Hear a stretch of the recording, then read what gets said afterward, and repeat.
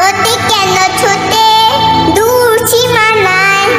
ফুল কেন ফোটে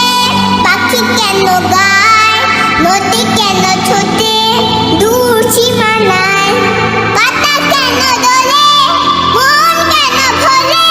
পাতা কেন দোলে মন কেন ভোলে কেন এত রং দূর নীলিমায়